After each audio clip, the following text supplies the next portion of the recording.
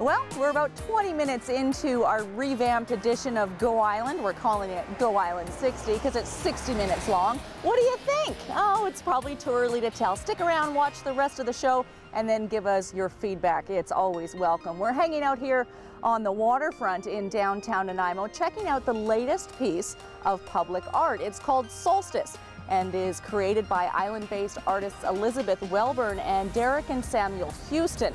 Now, the concept is supposed to evoke the idea of transition, whether that be seasonally, and we seem to be in the middle of a seasonal transition as we speak, and also maybe the transition from a 30-minute format to a 60-minute format. It was inspired by a 20th century author who said, "In the depths of winter, I realized that I have eternal summer within me." We're going to be back with more Go Island 60 after a short break. Still to come today, the science behind earthquakes, a look ahead to Nanaimo Heritage Days, Nanaimo Bar Heaven with Smoke and George, and win or lose, they only have an hour. It's a new edition of Clocked.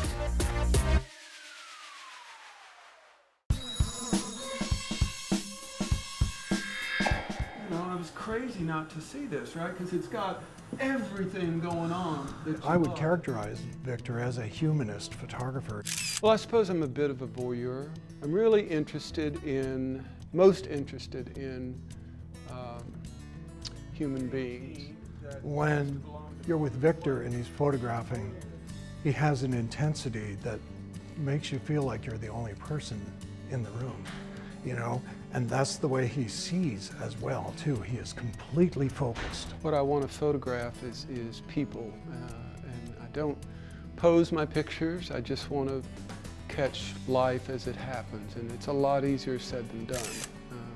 So I like the challenge of it as well. In my opinion, Victor is very rooted in the traditions of photography. And when I look at his work, I can kind of see photography all the way back, you know, to some of the most influential photographers in the 20th century. And it's interesting that this show is a 20th century show. What I enjoy about the process is that when you're doing it, you are so in the moment. In that regard, it's a lot like playing music. When you're playing music, if you're doing anything else in your head, besides that, you'll screw up, right? And the music isn't going to be as good as it could be. Ditto for this. He's got several of these photographs that are just precisely done, and it's very exciting to see. Most of them are that sort of slice of life thing that I mentioned. The only other theme is this is older work, a lot of which has not seen the light of day until this show. I like pictures that ask more questions than they give answers for. Yeah. The earliest one is from 1978, and the most recent one is from 1996.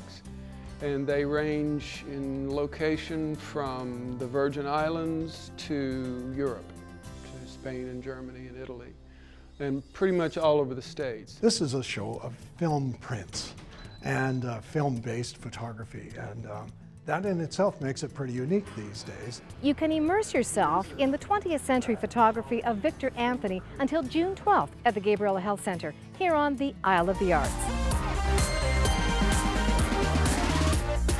You're watching Go Island 60. When I first heard that the harbor front location of the Vancouver Island Regional Library was closed for the summer, I thought, what? What a crazy time of year to close the library. But there is some method to the madness, and it's really sweet. They know that a lot of people use the library in the winter months to simply keep warm, and they don't want to take away that resource by doing their renovations in the winter months. So the renovations are happening this summer. The library is now closed. They have a little depot here where you can pick up some holds and return some books. We're going to head over now, not very far, just down the road to the museum for a little sneak peek. Heritage Days are coming up.